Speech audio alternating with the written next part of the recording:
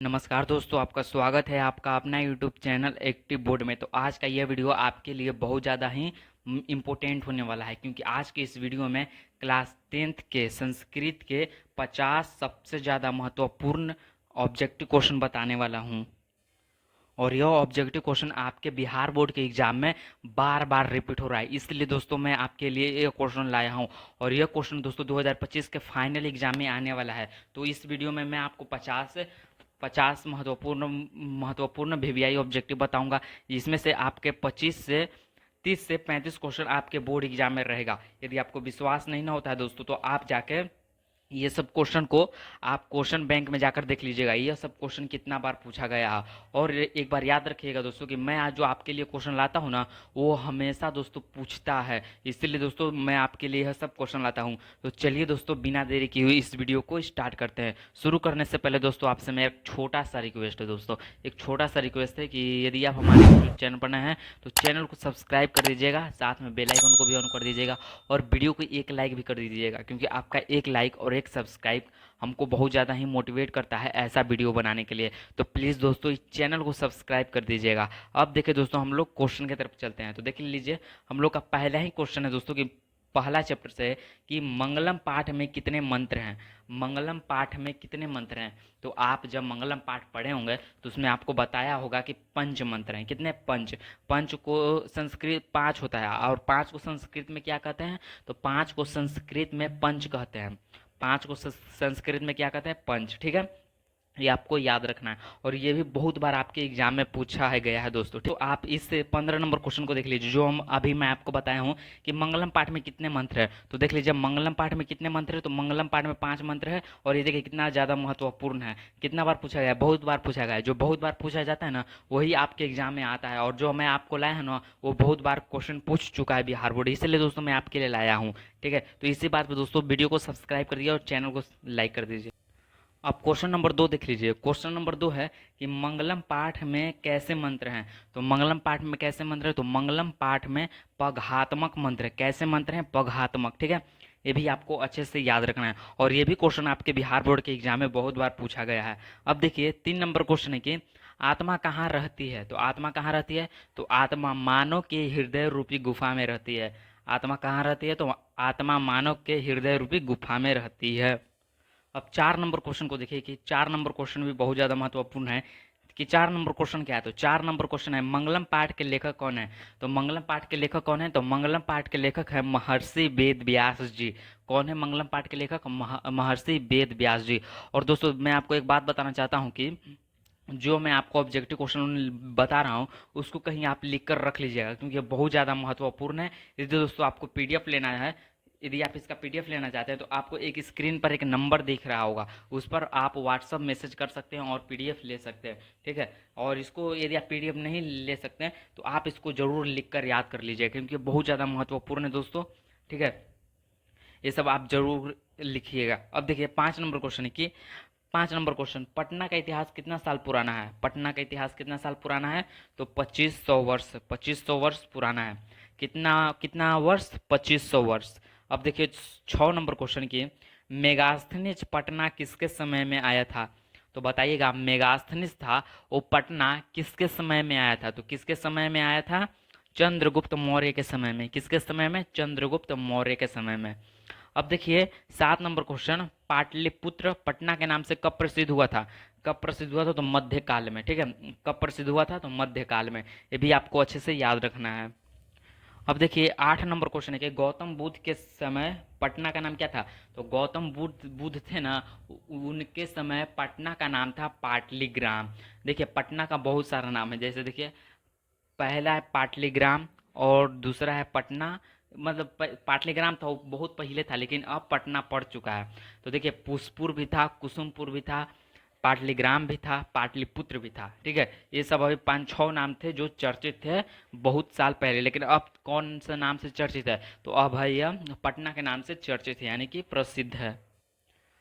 अब 9 number question देखिए, 9 number question भी बहुत ज़्यादा महत्वपूर्ण है कि अलस कथा पाठ के रचयिता कौन है। अलस कथा पाठ के रचयिता कौन है? तो अलस कथा पाठ के रचयिता है विज्ञापति जी।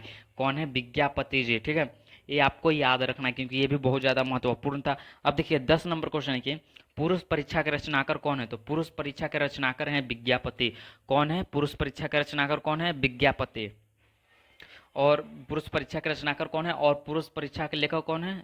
नहीं, अलस कथा के लेखक कौन है? तो अलस कथा के विज्ञापति। और विज्ञापति कौन थे? तो एक मैथिली कवि थे, ठीक है। और देखिए 11 नंबर क्वेश्चन ये है कि लोकप्रिय मैथिली कवि कौन थे? तो लोकप्रिय मैथिली कवि ही थे विज्ञापति, ठीक है। ये भी आपको याद रखना है। अब देखिए 12 नंबर क्वेश्चन है कि 12 नंबर क्वेश्चन दोस्तों ये वास्तविक आलसी कितने थे? वास्तविक आलसी कितने थे? तो वास्तविक आलसी कितने थे? तो 4 थे। 4 आलसी थे जो कि एकदम पूरा आलसी थे, ठीक है। जब घर में आग लगा था तो ये सब नहीं भागे थे, ठीक है। अब देखिए 13 नंबर क्वेश्चन, आधुनिक काल की संस्कृत कवित्री कौन है? आधुनिक काल की संस्कृत कवित्री कौन है? तो पंडिता क्षमा राव। आधुनिक काल की संस्कृत कवित्री कौन है? तो पंडिता क्षमा राव। अब देखिए 14 नंबर क्वेश्चन, याज्ञवल्क्य की पत्नी का नाम क्या था? याज्ञवल्क्य याज्ञवल्क्य की पत्नी का नाम क्या था? तो याज्ञवल्क्य की पत्नी का नाम मैत्रेयी था। अब ऐसे भी पूछ देता है कि मैत्रेयी का पति कौन था? तो मैत्रेयी का पति कौन था?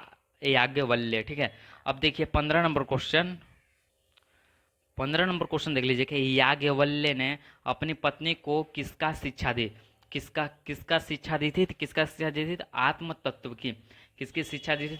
आत्म तत्व की शिक्षा, ठीक है। और 16 नंबर क्वेश्चन है कि जनक की सभा में कुशल कौन थी? जनक की सभा में कुशल कौन थी? तो गार्गी थी। जनक की सभा में कुशल कौन थी? तो गार्गी। अब 17 नंबर क्वेश्चन देखिए कि किस देश की महिमा हर जगह गाई जाती है?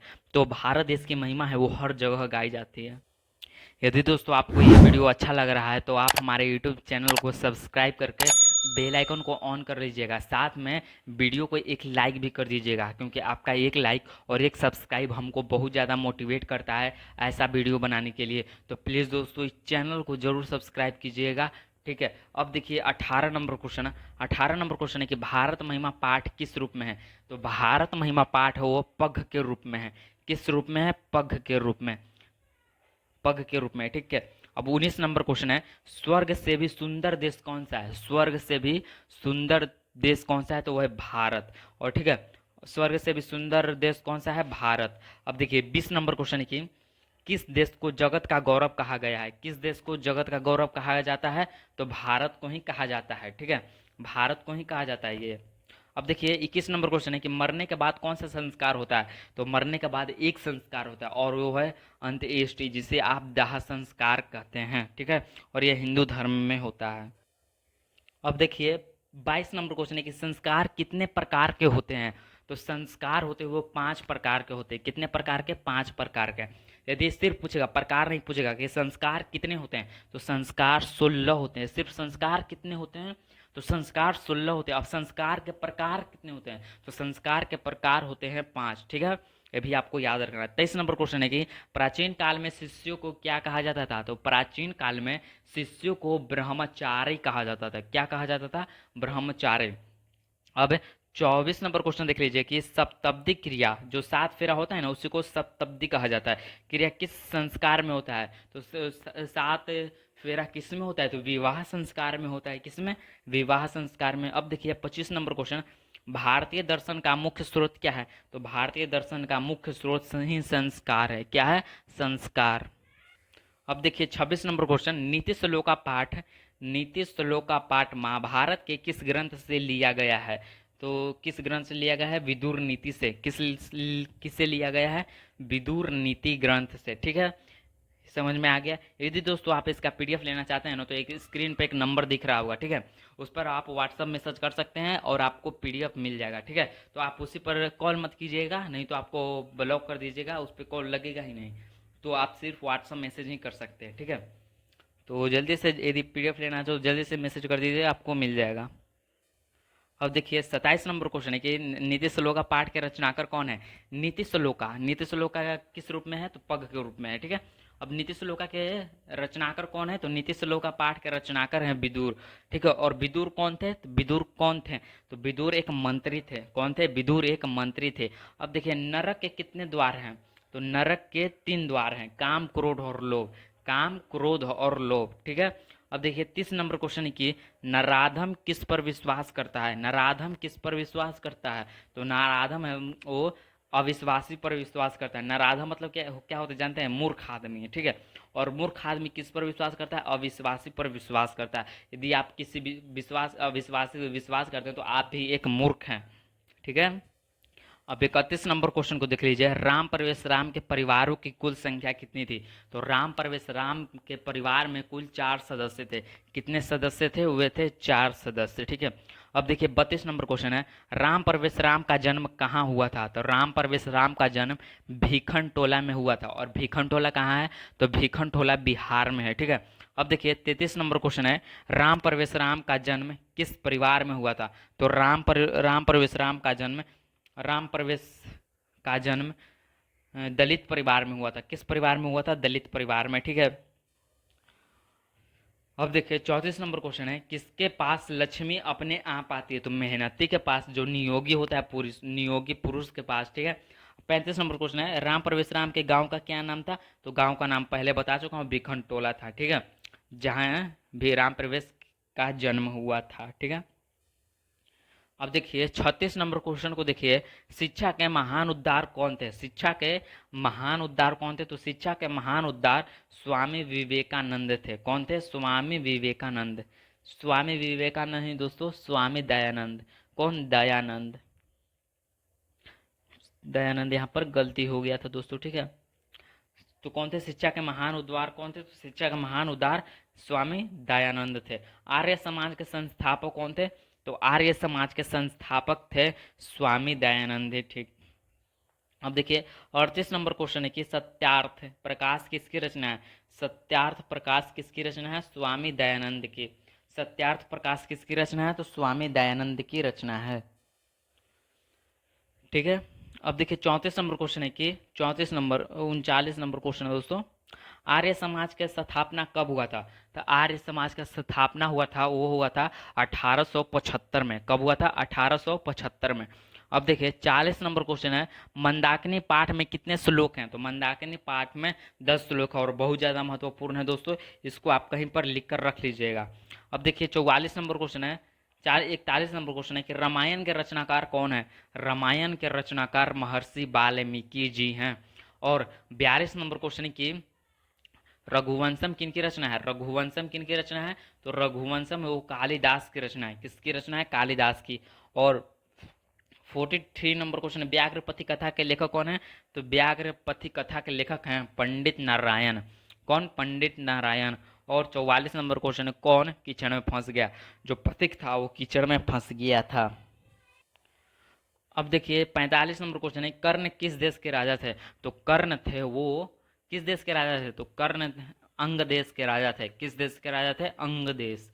अंग देश के राजा थे। अब कर्ण के पास क्या था? तो कर्ण के पास कवच और कुंडल था। कर्ण के पास क्या था? कवच और कुंडल। अशांति के कितने कारण है? तो अशांति के दोस्तों 2 कारण है। कितने कारण है? 2 कारण है। और उदार चरित्र वाले संसार को क्या मानते हैं? तो उदार चरित्र वाले संसार को परिवार मानते हैं, ठीक है। और क्रिया के बिना क्या बोझ के समान है? तो ज्ञान है वो क्रिया के बोझ के समान है। और 50वां नंबर क्वेश्चन है कि ईर्ष्या से किसका जन्म होता है? तो ईर्ष्या से असहनशीलता का जन्म होता है। यदि दोस्तों आपको यह वीडियो पसंद आया हो तो चैनल को सब्सक्राइब करके वीडियो को एक लाइक भी कर दीजिएगा।